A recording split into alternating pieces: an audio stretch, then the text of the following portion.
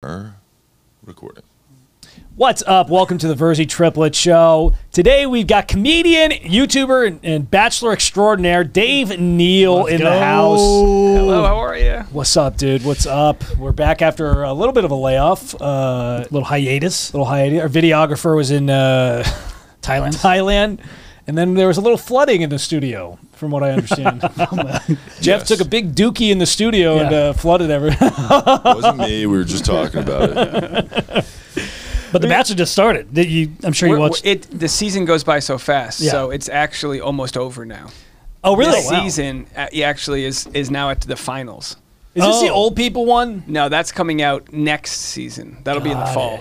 The Golden Bachelor, not the old people one. Are you excited? Are you excited for the Golden Bachelor? Yes. I feel like it's at least more interesting. Like, dude's in his 70s. Wife passed away 6 years ago. I'm watching the trailer. I was crying. I was like, this is gonna be a mess. Oh, you're crying? Oh, yeah. Why? Because he's like, his wife died all of a sudden after they bought their dream home together, and you're just like, this is too much. Like, if a 25-year-old breaks up with someone on The Bachelor, you're like, kick rocks, who cares? But like, I'm already invested in this grandfather. I don't have. He's got quite the story. Yeah. That is quite the story. Dream home. He's 70, so it's not. It's more of a retirement home at that point. You're just kind of going off into the sunset. Yeah, but you give that house to your family. But she literally passes out. She dies at 65 or whatever. So this is 6 years ago, right when it's like enjoying life and right when you're retired. You work your whole life. Like, oh my gosh, this is just horrifying.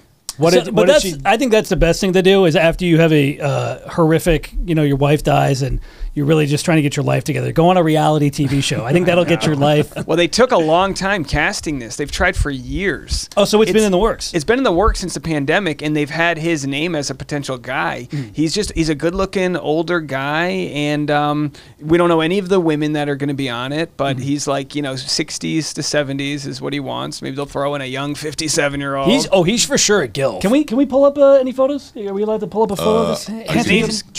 Sorry, we're doing a new. His name's Gary Turner, but it's spelled Gerry. And I don't like that spelling of Gary. It's like full head of hair. I mean, the guy. Don't rub it in.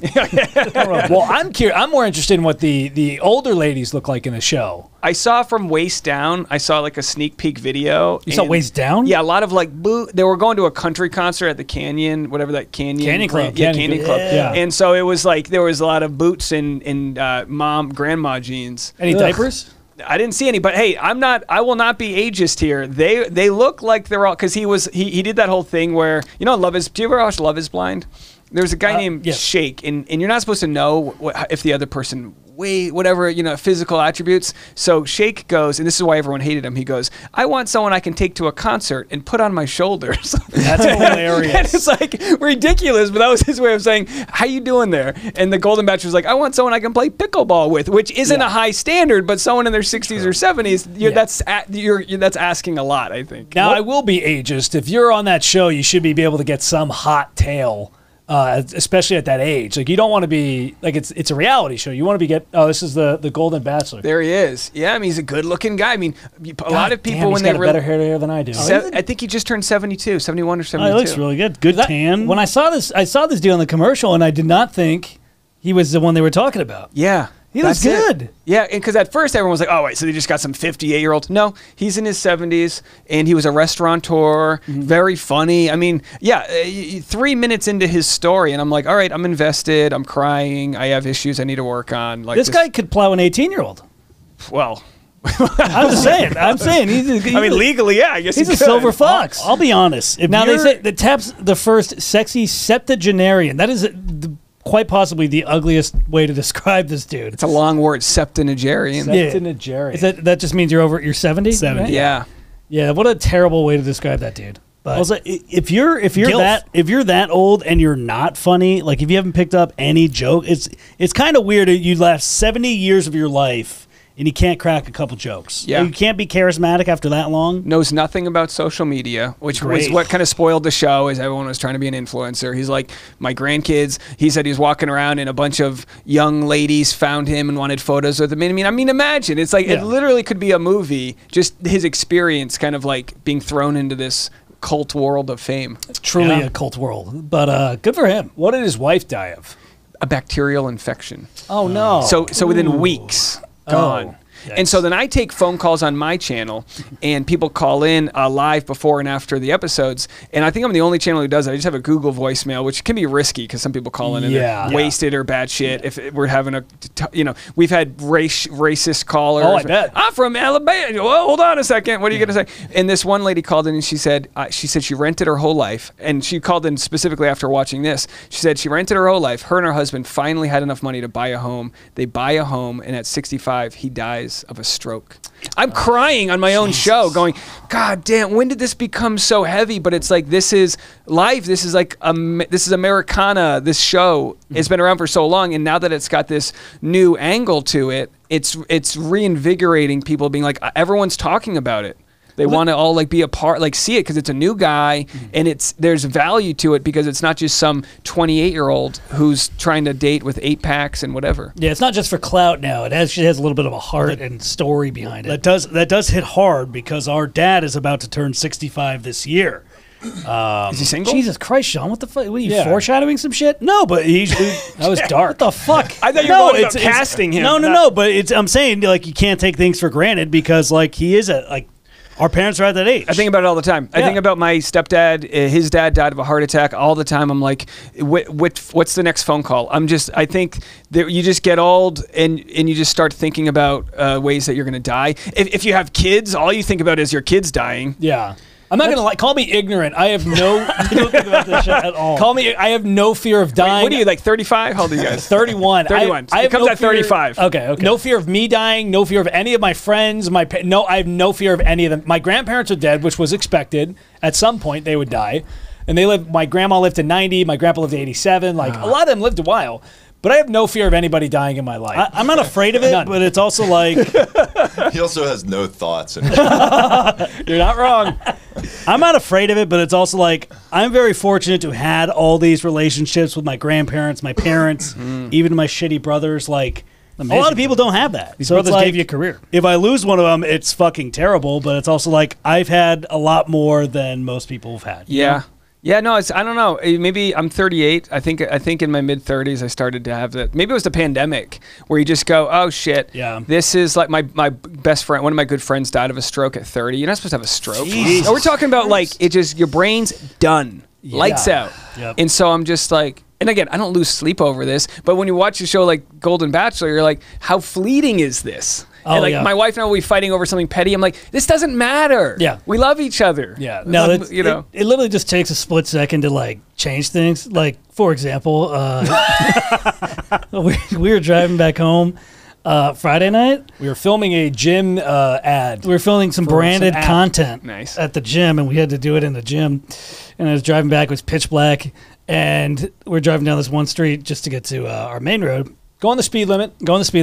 And just I see a glint, and then I hit something, and a dog ran in front of my car. Oh no! And it was running across the street to see the owner.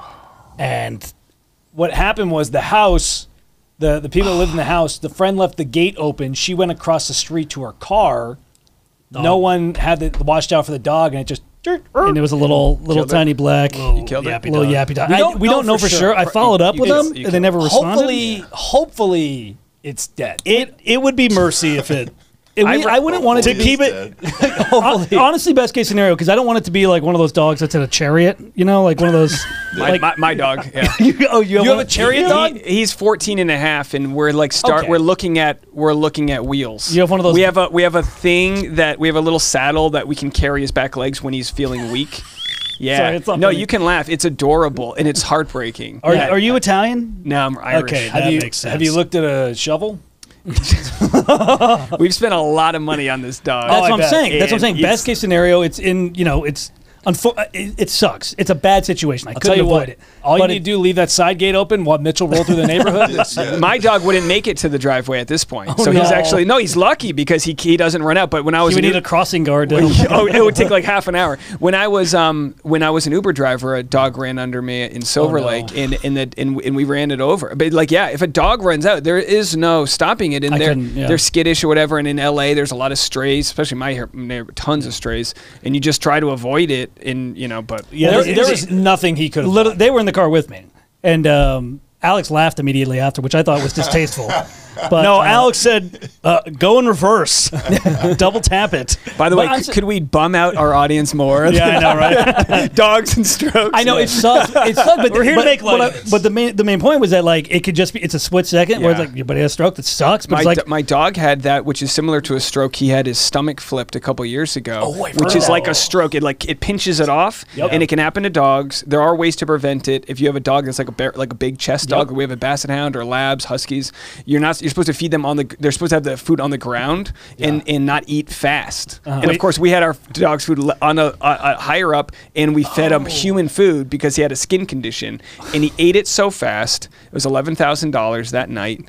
And we didn't think twice about it. This was a couple years ago, and he's been super healthy since then. But it's like a lot of people would put their dog down in that instance. But like we were lucky enough to be able to afford it and just be happy that it worked. I mean, can you imagine 11 grand and it didn't work? It was like a 50-50. Oh, yeah. But this is what I'm saying, where I don't know if this dog, if he had to be in one of those Ben-Hur sort of, wheelchair things, I don't know. But look how happy those dogs are. I mean, so our dog's got bad back legs, and he can walk, but we also have a dog stroller. Yeah. I'm not kidding. We push him around in it. He gets to smell and do his sniffs around the neighborhood, and he just sits there. So there is... It was a basset hound? Yeah. You are the LA for some reason. That just makes it funny. Their bodies are so long that you need huge wheels to prop it up. Like, well, they're so short though. His dick hits the ground when he pees. Same. And he walks and swings it like a blind man. Hell good for him. Yeah. His dick is like his ears. Yeah. No, his ears hit the pee too because they're always the ears hit the ground when they walk. What I was gonna say is that because we're Italian, once the legs go, like our dog, once the legs were out, it was all right. Call the vet. I know. Our dog told us when she wanted to die. Yeah, she was ready. She was a quitter. Yeah, I believe in that. And our dog's naturally lazy, so he's not losing this joy of life where he runs around. He's just basset hounds are naturally lazy, so he's got a lot of tread on the tire. Like he doesn't move much. So does that dog I ran over. Oh no! Goodyear, reach out for a sponsor. But here's what I will say: if it sucks that it happened, right? But if you are going to hit a dog with your car, I'm happy it was a smaller dog. Yeah. I would rather take a little yapper. If it was a golden retriiever, I would have gotten out, done CPR, internal bleeding, tried to resuscitate it. Right? So many issues. Yeah. Did you tell the family that? So hey, it's a small dog, so whatever. It's always the owner's fault. It's the owner's fault for putting you in that position. Well, the friend left the gate open. Whoever left the gate open's fault. Yeah, it was a terrible situation, and I really didn't even get a chance to talk to him. They because you left. No, we got out. We got out. I parked, got out. Which is more than most people would do, to be honest. We got out of the car and we stood there like in their front driveway, and they were just we thought it was a kid because of how loud the girl screamed, which is rightfully so, screaming bloody murder. Yeah. So the friend was standing she's there. Gonna hate triplets forever. This kid's just gonna murder triplets. These triplets killed my dog. So we stand there. We're just waiting, like to talk. We're like, oh my god, we're so sorry. They just completely ignore us. The girl Looney Tunes scoops her dog off the pavement, and then takes him to the hospital. They don't even say anything to us. So we're like, this guy pulls up. Two guys pull up in a pickup truck in front of the house. This one guy gets out. He looks like Post Malone. He's got face tattoos and everything. I won't say his name. We found out later. We're like, he's like, oh, what's up? And we're like, do you live here? He's like, yeah. We're like, dude, we're so sorry, but we just hit the dog here. We didn't want to leave without giving information. Whatever. He's like, yeah, it's all good. I've done that before too. It's pitch black, little black dog. I get it. And we're like, okay. Wow. He's like, can we give you your contact information? He's like, yeah, here's my phone number. Super cool about While we're just all like really down. The guy next to him just goes, hey, are you guys triplets? It was just so weird. And then we find out later, we look into it. So my buddy went to the forum and went to... Let's not just... the guy ended up being a musician who played a big event. My brother had... Was it Jelly Roll? No. We'll tell you. My buddy saw him in concert that night. He had just done a big set, drives home, and sees us in the driveway after. It's the most LA shit that's ever happened. It was like straight out of Magnolia. The Basset Hound, his name is Boone. It was my wife's dog. 14 and a half years. So we've been dating for 10. So I watched him before we started dating. Yeah. And I was like, this is a trial run for yeah. I wanted to date Tasha. We were friends. She was going home, and I was like, let me watch the dog. I understood it was like a trope, like the guy in the friend zone's watching the dog. Yeah. And I had a house party that night, and someone left the front door open, and he darted out into traffic in the valley and no one hit him. And I was like, that's it. I'm not letting you out of my sight. No, you can't. And he was like, I mean, that would have been obviously it. But yeah, he's attached to my wife's, like her adult life. He's been there with her. Yeah. So emotionally, we are going to ride this puppy as long as he's healthy. I mean, obviously, if he's like miserable, but he's on some pain meds. We feed him well. We give him a lot of love, and we push him around in a cart. Yeah. And we take him on a wagon to the beach. You give him the best life you can. Yeah. And it's just like his joints are crumbled. It's like, he's not like he's shitty. You know, he's got bad. So are the dogs like. You know what I mean? It's just like tread marks and joint issues. That's all. Patch him up. Yeah. Do you have any remorse? I do. It sucks, but it's also it's an accident. My initial knee jerk was that it messed up my car initially, and Jesus. The thing that it messed up cost like $1,100, and I'm like, well, I'm not gonna go back to this people. They already lost their dog. I'm not gonna go there and be like, hey, by the way, your dog got like it. I'm not gonna. It was just like Fido's neck threw off my alignment. I'll save you the. Just say yes next time you have. I do have, of course. But that's like living in a city, unlike other city, like LA's very dog friendly. Some of these people, my neighborhood's all dogs off leash. Oh yeah, I'm talking like huskies running around, and it's like, this isn't on me at this point. You know, like, take care of your dog. These like not that it's always a pit bull, but like if you have a baby, you have to make sure your baby doesn't get murdered. Oh yeah, by a dog. 100%. Because there are horrifying stories of dogs literally just ripping a kid's arm off. Yeah, pit bulls. And it's like, what are we doing? It's their favorite snack. And then you get the pit bull defenders, and it's a whole thing. Well, no, it's not them; it's the owner. It's probably a combination of being bred to fight each other and shitty owners. Like, let's just be honest. I will say the blue. If it's not my basset hound, my basset hound's gonna lick you to death. You know, it's not. The blue staffies are very cute. I do like the blue staffies. Yeah. Yeah. But also, we have been calling Mitchell Vic. So, you a dog fighter, or just because you? Because he wins the fights. He's got the cred now. On a more uplifting note, it was just an unfortunate situation. Oh, we're gonna go uplifting. No more dogs. I mean, it could be. You tell us. I was gonna say you are no longer a bachelor. There it is. You've folks. gotten. Look at that. He got That's the ring on there. Tiffany's. What's wrong with your pinky? Broken. Okay. Actually, no. I found out recently. It's actually a deformity. My brother has like a ligament thing. Yeah. My older brother has all of his fingers look not as bad as that, but like they're all crinkled up. Like oh really? They all lock. I literally Googled it. I always thought I broke it, and I like push-ups or whatever. And then I played quarterback, and the ball would always snap up and hit my finger, and I couldn't straighten it. This one's a little messed up. This one I can like bend it. Did you break that, or did it come like that? No, I just keep jamming it in basketball. Oh, okay. And it just goes. It bends a little further than it should. But like it every time it'll be like, oh, it's reset, and then just snap, and it'll hit it again. Yeah, I mean, I used to do hand inserts for TV shows, even with broken hands. Really? Oh, really? I would just always like cheat it. So if you know, like, by showing the ring off, you can see that it's broken. Yeah. But if you're kind of just like cheating it or whatever, Have you seen Michael Strahan? He was a defensive end for the New York Giants. Just mangled. He does a video online where he shows how weird his fingers bend, and you got to think just those tight spirals that get thrown at his fingers every time.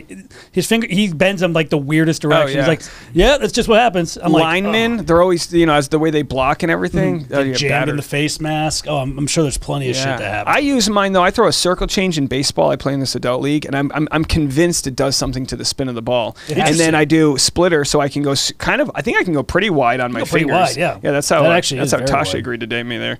I can go in multiple places, but yeah, I don't know. Because I have relatively small hands, but yeah, a lot of that's how you got the ring. Deform, yeah. Small but flexible. Yeah, that's what you want.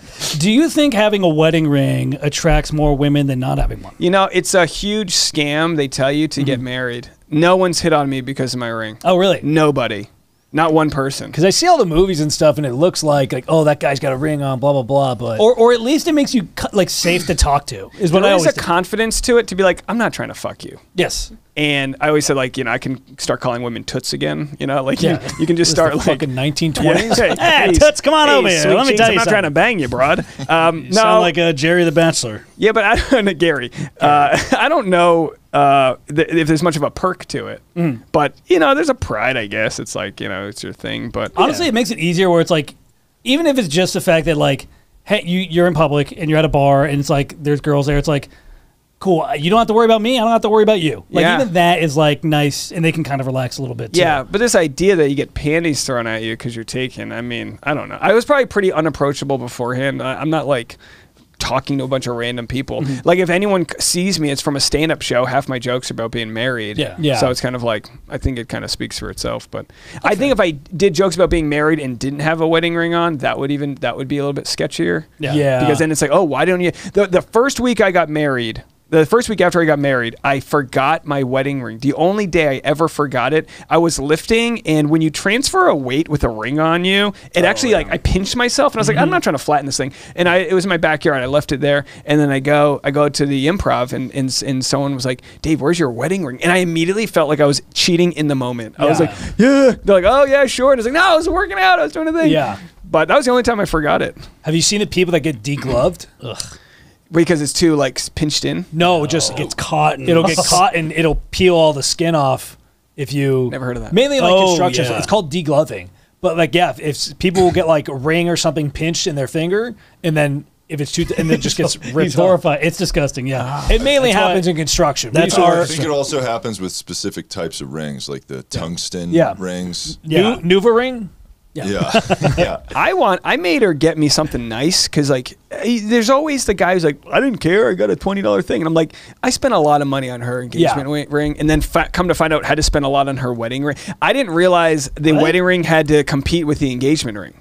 Because we got the engagement ring, and then she was like, well, we need something that can match that quality. I was like, no, we don't. Like, what are we doing? It's 2 rings? Yeah. Yeah, they get a band. That actually makes one's a wedding band and one's the engagement ring. And look, some people don't care. I mean, we've been together for so long. It's like, she didn't marry a comedian for his money. You know what I mean? No. It's not, that's not it. But I was like, all right, they wear you down in the ring buying process. So if I originally wanted to spend $3,000 and then you find a $5,000 ring, you're just like, give me the thing. Yeah. And we were like double that. Yeah. And then eventually you're like, that's the one. I don't want to look anymore. The cost of me getting ripped off is worth more than having to deal with this somewhere else. Yeah, looking and... Give it to me. We're done. We're lucky because our aunt used to, or excuse me, our grandma was a gem collector. She'd be one of those people that would buy gems and shit off of QVC. She might have gotten robbed off QVC. That's also... But that's what she loved. She just loved collecting gems. She loved them. So when she passed away, she left us each a box of like specifically picked gems. Okay. And our aunt on the other side happens to be a jewel crafter. So she makes rings and stuff.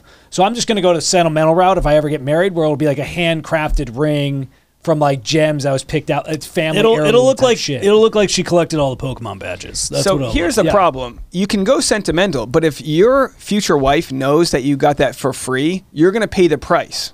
Do you know what I mean? Valid point. Like, they want to know that you fucking broke your ass to get, or ran over a dog for that ring. You know what I mean? They want to know, like, I won a diamond ring before we started dating. We were just friends.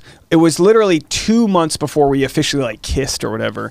And it was a Christmas season, super friend zone. I in hindsight, I knew she was into me, but everyone was telling me she wasn't. And I go, we were gonna go make hot peppermint schnapps, hot chocolate or whatever you do with friends when you're in the friend zone. Christmas season. It's East Coast. Coast FM in the radio is doing this thing, and I said, I'm going to show us how to get onto Coast FM.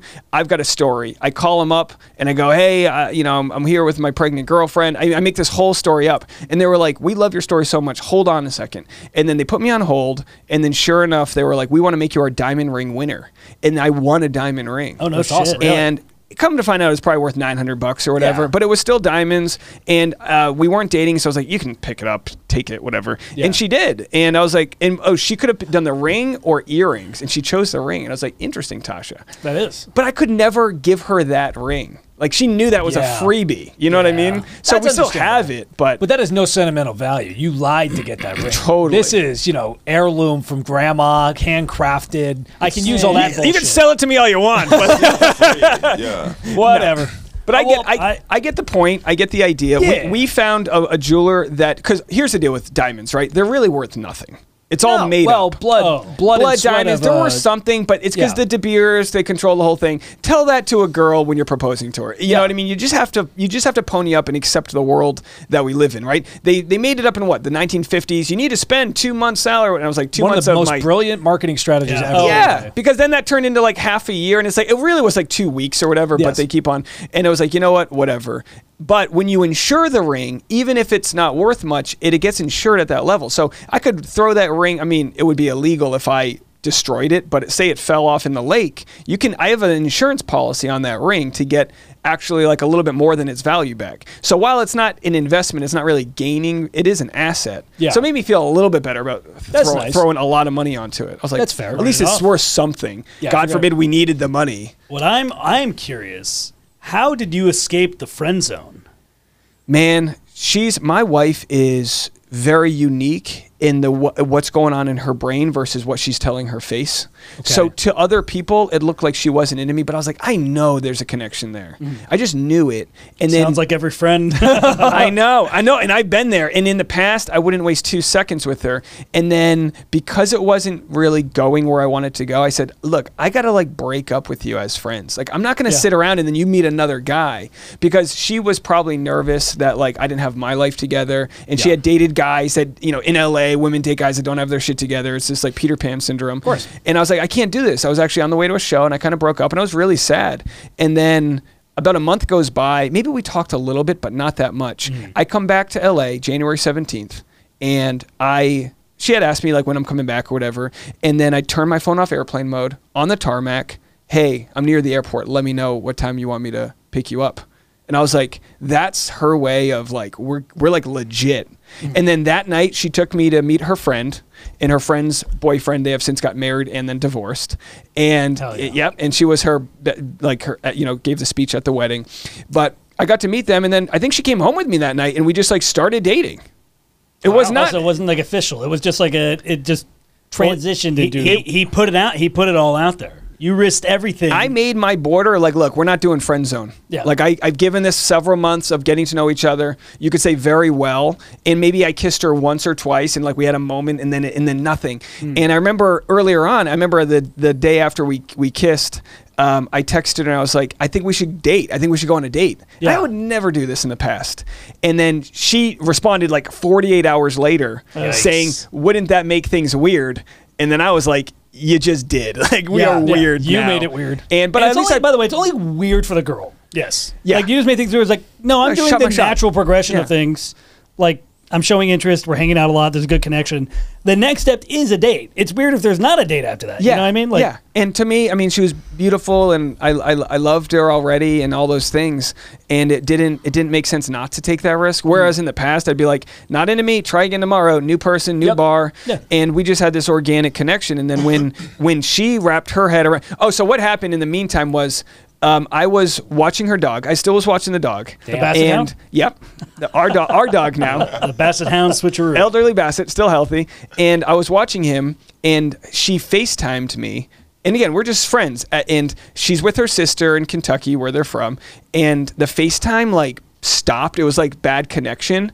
And then it came back, but they didn't know it came back. And her sister was like, kind of like ribbing on her for being like, he's a cute one. Oh. Yeah. And then I saw that, and I was like, I saw that. I saw what's going on here. So like, I saw it cool. Yeah. Yeah. So I was like, I saw that there was like, it was almost like it wasn't just in my head. There actually was something there. We just had to get past maybe her being very guarded. She's a beautiful woman. Like, she's used to men hitting on her. Like, it's completely different than what guys go through. She had to be super protective of her time and her space. And then we started dating, and then I had to learn how to be like a boyfriend. Like, I didn't know how to. I'd never really been a boyfriend. I just like casually dated in New York. I rent him. I didn't know anything. I didn't know what to do. I didn't know how to do any of it. And then we just kind of figured it out. Moved in probably 5 months later. Holy shit! This might be weird, but like, okay, if you're friends with a girl and there's a good connection and you know it, as a guy, if you see her like bringing another guy, like, and you don't make a move, it almost feels like a weird version of cucking, because it's like, hey, like, I know there's a connection. I know we're friends. I know it's fun. Like, this would be a good combo. And if you don't do a date after that, You're just watching other guys picking a scab, and you're hurting yourself. Yeah, you're just watching other guys like take your spot. And there is no good guy, bad guy. No. Like, I was a friend of hers, but I wanted to pursue something. I set up a boundary, which I'm not good at doing, and it wouldn't. That wasn't an asshole thing for me to do. I wasn't gonna watch the woman I love date someone else because he was willing to make a move I wasn't. And we all learn that over time. We go to a bar and we're like, I think I want to talk to that girl. And some other guy swoops in. It's like, at some point, you got to learn your lesson to like know when to strike. This is what I'm saying. Yes. If you don't do that, then it just feels like you're watching, your loved one get fights. It's like a weird. Just like, why is there a tear coming out of your eye? Have you been in that position before? I was at the bar and in the bedroom.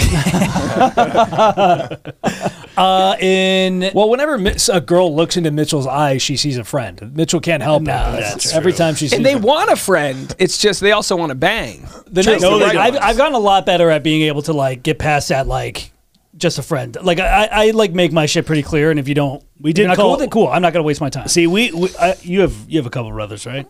Yeah. Okay, yeah. Because like for us, like if he messes up, like we called him Hugs because he had a chance to hook up with this girl and he just gave her a hug, and we called him Hugs for months. Dude, isn't that funny? It wasn't a good match though. Have you ever had this where years later, like I woke up in the middle of the night, happily married man, I woke up in the middle of the night going, she wanted to fuck. Yes. This girl in college wanted to fuck. Yep. I was so bad at picking up, and I think I almost convinced myself to save myself from rejection that the person wasn't into me, when clearly this one girl, she took me out. It was at a band, it was super virgin, but she took me out, band recital, my high school, we were both in band, and she was like, I want to show you something in my car. Oh no. And it was raining, thunder, and I was like, well, the show's about to end and we can't really. It was like, what? No. And then I didn't make a move. Oh, dude, my biggest missed opportunities with girls in college, there was a girl and her friend who were both smoke shows. They were hot. For the entire semester, they called me Prince Charming to my face. Every time hey, what's up, Prince Charming? And I was like, oh my God, I don't know which one likes me. And then for 13 straight weeks, I didn't ask out either of them because I was terrified of getting rejected. And that was like, and then I enrolled in Hustlers University after that. But it was... But it was just like those moments stick with you. I still get upset about that moment. Marianne and Paige, what up? Yeah. Shout out to y'all. I hope to teach my kids someday. This doesn't have to be like creepy pickup game stuff, but I hope to teach them that a girl is interested if she's making strong eye contact and maybe playing with her hair and opening up to you, like simple things we do. Yeah, it's like, it doesn't mean you go attack her, but maybe you're talking, oh my gosh, look, we're gonna bang now. Well, see what you just did there actually backfired on Alex. Really? Because when Alex laughs, he'll like and he'll like put his hands on you, and he did that to a girl, and she thought he was interested, and we were at a party and we were at some cast party somewhere, and I was making a bunch of, I was just killing it. When you're hot, you're hot. I was just killing it. And I kept like, I naturally, and I laugh, I like touch or like slap something. So I did that on the shoulder one time, and she goes and tells a bunch of friends, and she's like, do you think he wants to fuck me? And I'm like, and they're all like, no. Well, also, if you were killing it, I mean, what is a better attraction than being funny and like controlling an audience? Being rich and having funny. Being rich and being funny. That's good too. Yeah, that helps. Yeah. But I'd argue that that humor, and again, everyone's different. Some people, it doesn't work for everyone, but like being able to like control yourself in an environment is like worth way more, because you can be rich and have that taken away. True. And just being the confidence to just be able to talk to people regardless of like if a joke does work, doesn't work, like you're unfazed by it because you've done it 10,000 times. Well, then the humor lasts longer. Like looks will fade, money will get, but like if you're funny and you're like can prove that in front of people, it's like that's not going anywhere. Yeah, and like so for you guys, if you're 3 guys on stage, so if I'm single and I have a good set, there's going to be some people in the audience that might want to like talk to me after. Sure. But if there's 3 of you, how does that work? There's never going to be 3 perfect girls in the audience. I mean, has there ever been 3 girls in the audience that immediately know which one they like? Statistically, that seems like impossible. The women that we deal with after shows are very opinionated. Yes, they know which one they like almost immediately. Yeah. All right, so you're not competing. It's just like it's not really competing. I mean, there's some that have been interested in a couple of us, but like most of them are like, I don't like him, but I like you, but I don't really care for him. Like they know right off the bat. It's a best man win strategy. Older women especially know what they like in men. We're not in competition. It's really, a best man win. Yes. just for Alex is the only one that thinks that way. Where he's like, it's always a competition. It's like, no, you bullshit. Bullshit. No, you just don't. You guys might have a set though where one guy just shines. You know? Oh, absolutely. You might be the Prince Charming of the set. Yeah, no, and then it's just like you're gonna look better. Yeah. So, our last set at the Ice House, I think Alex and I did a little better than Mitch. We buried Mitch. Mitch just kind of stumbled on a couple things, and we just absolutely. I was a lightning rod last time, but sometimes we'll do if there's women talking about like us, we'll be like, all right, fuck, marry, kill between the three of us. I was killed immediately.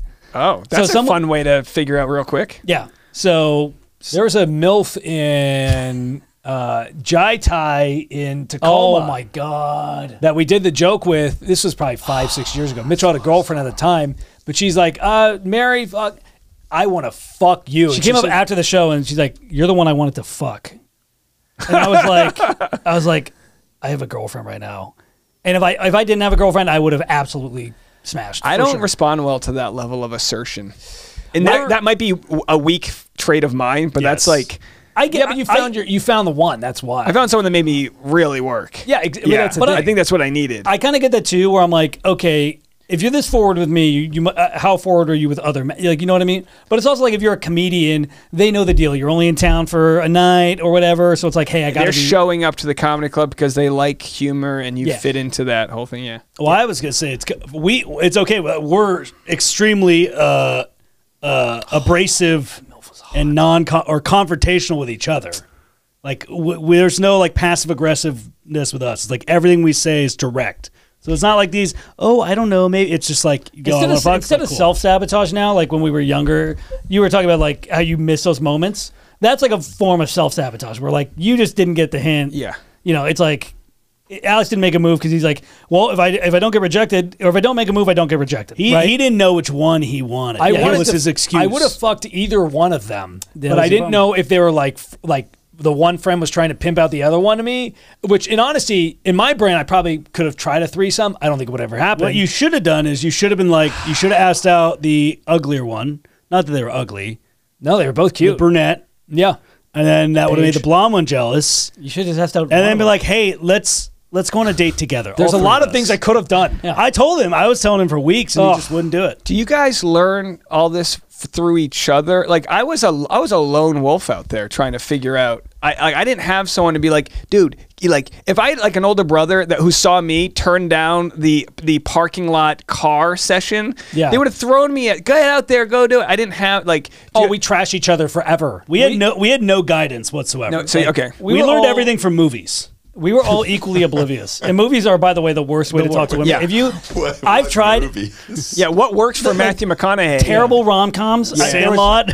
There was a girl in high school that she was I don't know what stupid rom-com I had seen, but she worked at Hollister, had a boyfriend for like 2 years. I go up to her in the middle while she's working. I go, hey, I think you're the most beautiful girl in the world, and if you're ever single, I'd love to make you very, very happy.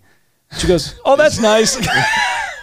Ick. We had a guy in 8th grade who bought this girl like a necklace. Yeah. And everyone was excited for him because like everyone knew he was going to buy her the necklace. And everyone surrounded her at the school dance waiting for her response.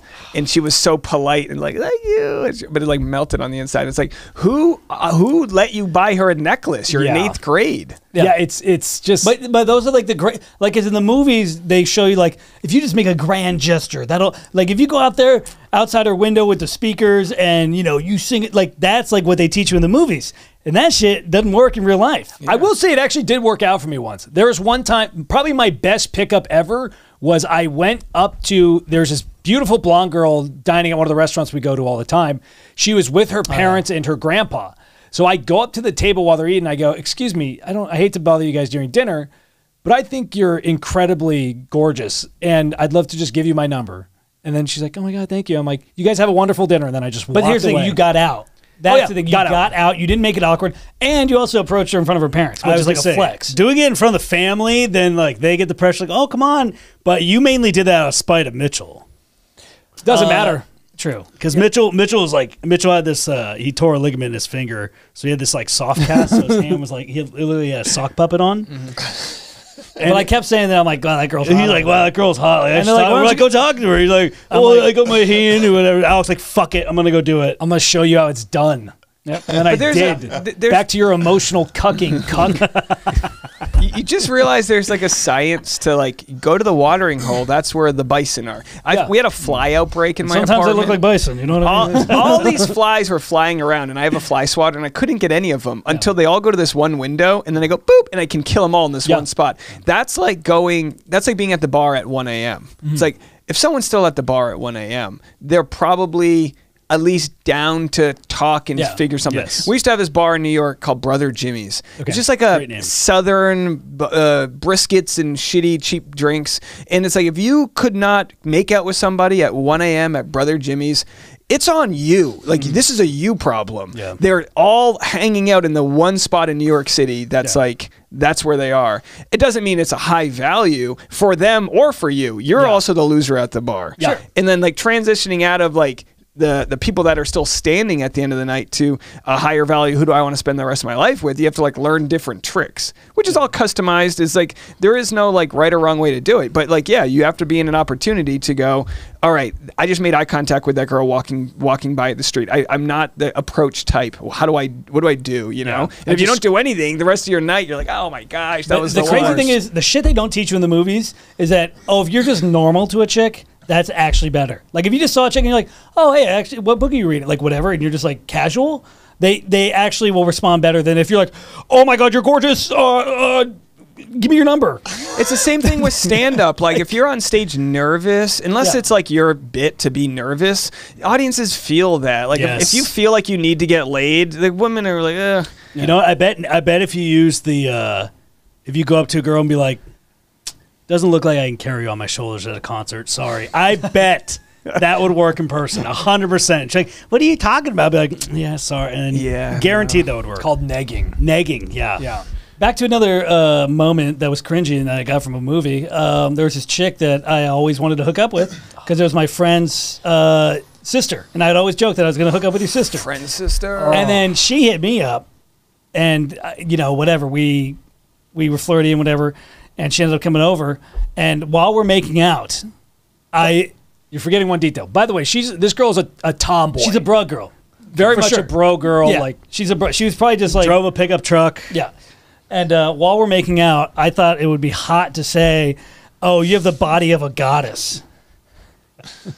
to this bro girl, and she immediately was like, "Thanks." And I imagine the pussy just dried up, and I don't hate the line. In her defense, but I'd have to see the game tape. But she only knew me as a funny, cocky. So you tried, and me trying to be like, wow, you have the body of a goddess. She didn't like, buy bed version. It was literally like if you're up. You gave me googly eyes. Get the fuck out of here. That happens in my life where you'll try to like punch in with some new line. Yeah. You'll try to like open mic, throw a new line in during your sex, and it's like, huh? What? Yeah. No, get off my neck. Now I just go dirty. I don't compliment. I'm like, yeah, you're a little slut, aren't you? I run out of things to say. I'm always like, you like that? She's like, yeah. I'm like, you still like that? It's like, what do you got? I don't have a second line. Yeah, what would you rate it on a scale of 1 to 10? Yeah, it's like a 7.5. No, BuzzFeed article. If you had to give a Yelp review on That's it. what's the best about like long-term relationship sex is you do just converse in a way that's like when you're like I always say when you're like single, you're like working on commission. Like you're fucking for that commission. You have a bonus-based fuck. Yeah. When you're in a relationship, you're a tenured professor. You're not gonna. If I come too soon, I'm not getting fired. Yeah. I get a call back tomorrow. Yep. You know, like so it just changes things a little bit. In your marriage, do you have like clean it up. When you're married, do you have normal conversations while you're having sex? Like not dirty talk. Like, oh yeah, we need to go to the market later today. Like, do you guys do you have ever conversations like that? Mean, I'm sure that's happened, but it's not like that bad. But yeah, there is that post-sex moment where it's like, all right, we're gonna continue with the day. Like, which of us is getting out of this moment first? Yeah, there was one girl who's gonna clean the Basset Hound wheels. Our dog does not. Some dogs go nuts when you have sex. Our dog's like, could care less. Well, it's like my ex's dog hated when we had sex, and would spite me. Like, because I was taking attention away from taking her attention away from the dog. So, like, the one time we had sex, I think it was like the first or second time we had sex, the dog just lays a fucking fat turd in the bathroom, and I stepped right in it. Oh, so I had to scrape this dog shit off my foot. Yeah. This dog really didn't like Mitchell. No, I didn't. He probably knows what you do to dogs. honestly though, that would be the type of dog where I wouldn't mind running it over, and I wouldn't pick it up. I would just find a trash can and go Kobe. And your pheromones might have just like a firework can literally make a dog shit its pants if it's like scared. You might have put this dog in this like fight or flight moment and it evacuated. I didn't think You're a human firework for dogs. This dog, it was a little small white Chihuahua, and like this dog hated Mitchell so much. We watched the dog even after they broke up, and like it didn't like getting picked up by anybody but his ex. And this dog, despite Mitchell, would let me and Alex pick it up just to rub it in Mitchell's face, and then Mitchell touch her. But they're we could pet her. territorial. Our dog, I mean, he got his balls cut off, and maybe that made a difference. I feel like it does.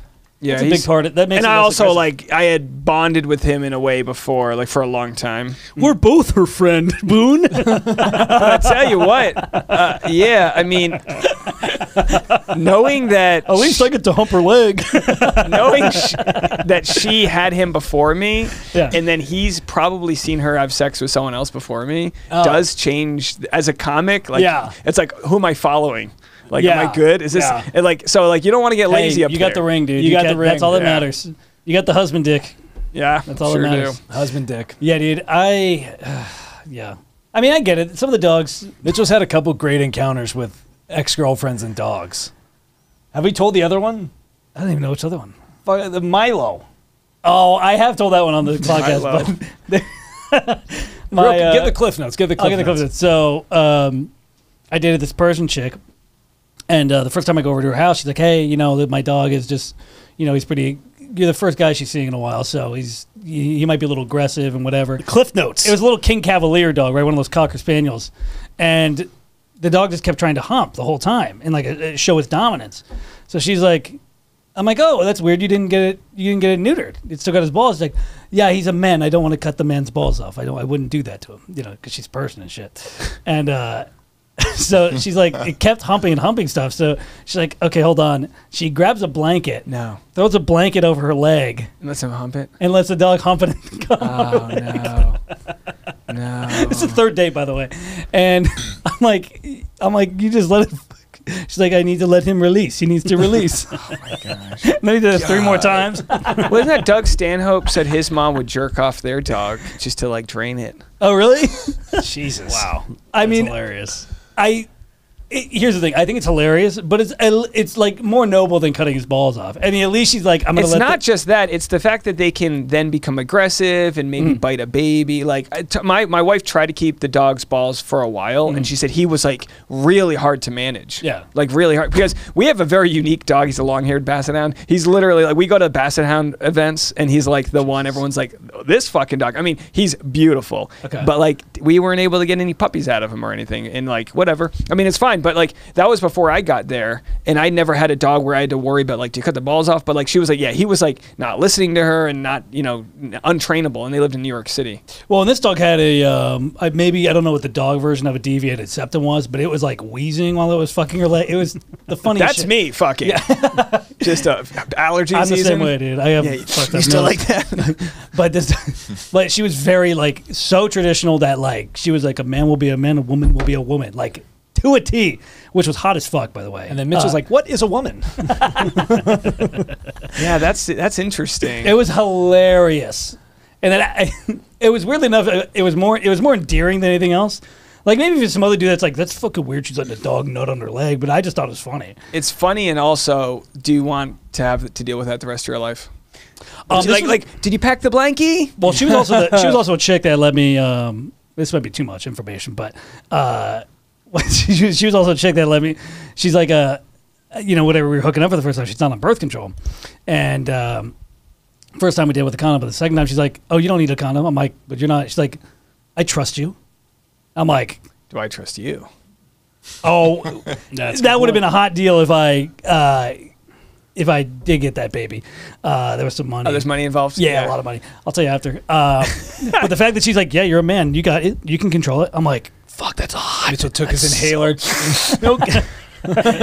Everyone's different. One of my first jokes I wrote was about this lady, and I said her name in the joke.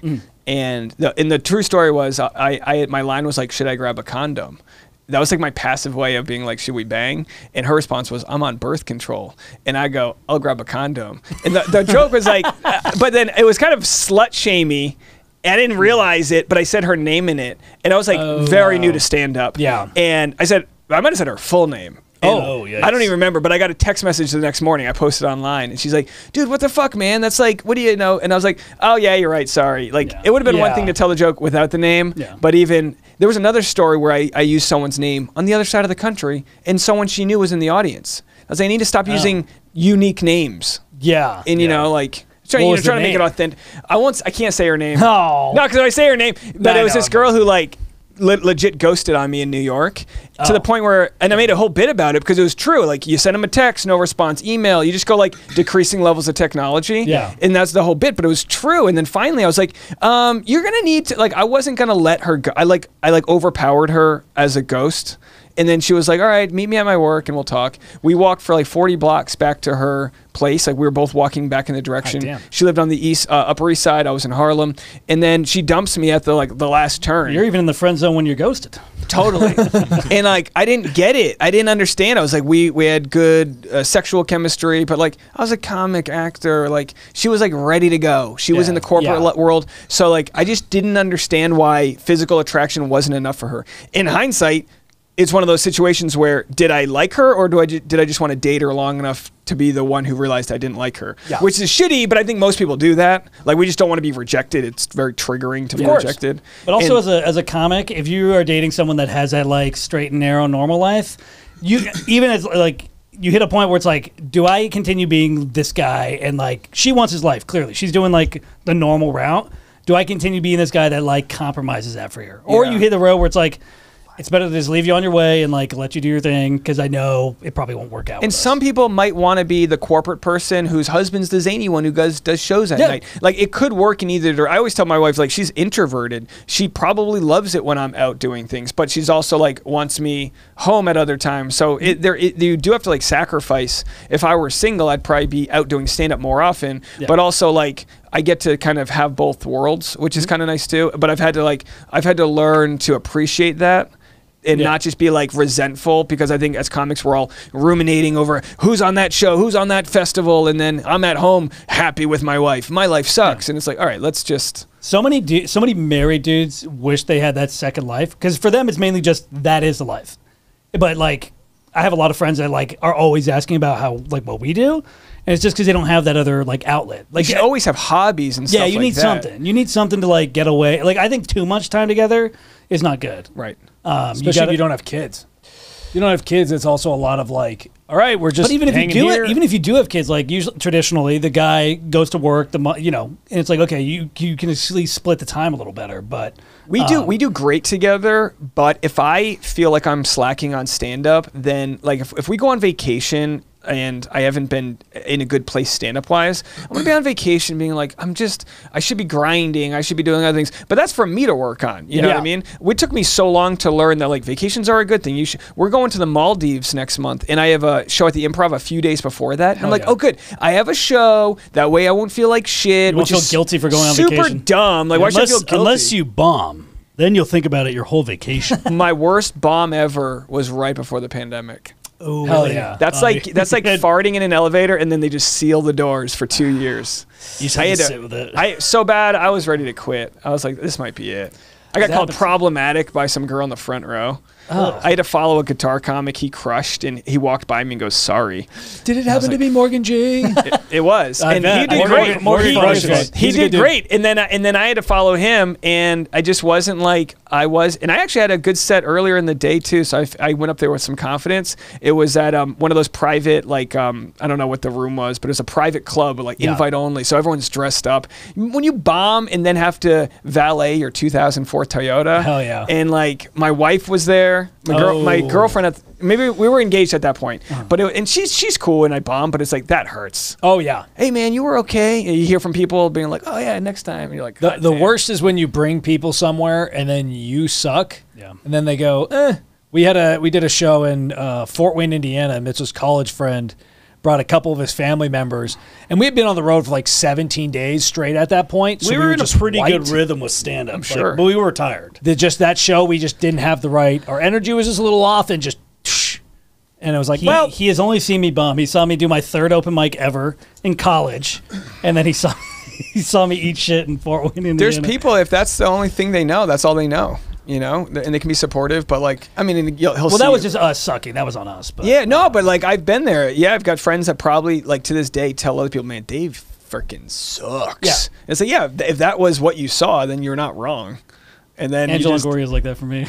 He's only seen shitty shows from us. I know other comics that I've done shows with where I know I'm going to have a bad set. They've only seen me do bad. Yep. And I'm like, you must think I'm the worst comic in the world. Yep. There's just something about every bomb I've had, that guy was following me or whatever. Yep.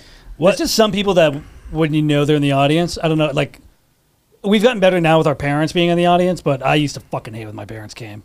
Because I'm like, I know, like, these jokes are, some of them are about them, and also they're there. It's just a weird... Most of my jokes are passable for Tasha, but if she's not in the room, there's one more card I can play, which is like, I can just shit on the relationship.